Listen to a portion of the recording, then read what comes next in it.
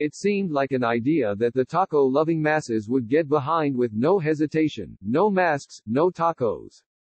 But even though tacos are a mainstream American obsession, being required to wear a mask in the midst of a pandemic to order from one of two Hugo's Tacos in Los Angeles allegedly brought out the worst in some. The mask misbehavior got so out of hand, the employees and the owners had to say, "No mas, no more."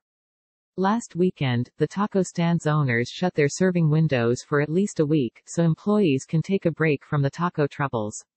They also launched the #NoMasNoTaco hashtag to draw attention to what their employees have had to endure and to rally support behind the policy.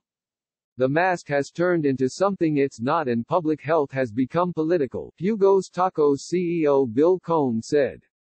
In its announcement of the closing, the Hugo's Tacos management said their tacos stand workers were exhausted by the conflicts and that they had been harassed, called names and had objects and liquids thrown at them. "It's an equal opportunity offender out there," he said. They even had trouble with food couriers who were told they had to wear masks to pick up orders. When employees would tell a customer they had to wear a mask or couldn't be served, some would repeat what the worker said back to them, in a childlike fashion, Cohn said.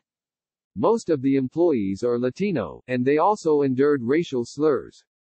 The behavior has been bewildering considering that restaurants in California also have to post grades they get from the health department, Cohn said. People go to restaurants with a grade posted. If the restaurant has a C grade, meaning a health problem was found and has to be fixed and then re-inspected, they avoid that establishment.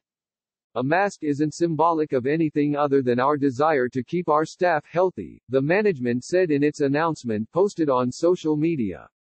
On June 18, California Governor Gavin Newsom ordered face coverings be worn as coronavirus cases and hospitalizations escalated in the state and around the country. Newsom, who was the first to institute a statewide stay-at-home order in March, has ordered several counties to shut down bars again, joining Texas and California in retracting their reopenings. Once the mask order went into effect, it became a health regulation, to be followed just like regulations for cutting chicken or wearing gloves for food preparation, all in place for years to protect customers, Cohn said. He said the conversation around masks had been going on even before the mandate, but once it became a rule there was a dramatic uptick in the vitriol. People claimed they didn't have a mask, or ignored the order, laughed and screamed at workers and said such things as, "We are all going to die anyway," he said, sharing some items from logs kept by employees. Some would dump their food on the ground and then demand a refund. Things became so bad, Cohn said, he sent a facility manager to the taco stands and in 1 hour, that manager had 4 or 5 confrontations with customers. Nabor Prado, a chef with Hugo's Tacos for more than 30 years, told NBC News in Los Angeles, that a customer became upset because an employee told him to wear a mask. The customer threw a cup of water at the employee, which is unsafe and rude, Prado said. It's really sad to see grown-up people doing childish things like that. All open food inside the truck had to be thrown out for health safety purposes when liquid was thrown, Cohn said. The shutdown came on top of all the other pressures employees have faced.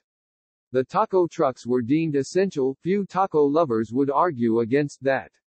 But the hours were shortened for workers, who had to make the choice whether to go to work and risk becoming ill. Business also slowed with fears of the coronavirus infection winning out over cravings for tacos. It was a stressful first month of something bad being out there, bad and invisible. Then, it seemed like people were taking the rules in stride, cooperating. We actually felt kind of sweet spot out there, people were willing to sacrifice for the good of their neighbor, Cohn said. The experience has been far different in San Antonio at Ruthie's Mexican restaurant, where a "No mask, no tacos" sign has been posted for 2 weeks, General Manager Naz Valencia said. We've been around 30 years and a lot of our customers have been around since day one, he said. The customers are families of grandparents, parents, their children, brothers and sisters who dined in when it was possible. The restaurant is only serving takeout now and the younger family members are doing the pickups. This was meant to be humorous, but it really took on a stronger appearance to people and they love it. They feel secure and that we are not just letting anyone in, he said. Valencia said he has the right to deny service and if they are being racist, they can't come inside. If they hate law enforcement, which gets support at his restaurant, don't come inside. We say if you are being disrespectful, we got the right to refuse service to anyone. We are all God's children and everyone is welcome here. But he also said, we are so small, if they don't like my rules, you go somewhere else and get your tacos. Follow NBC Latino on Facebook, Twitter and Instagram.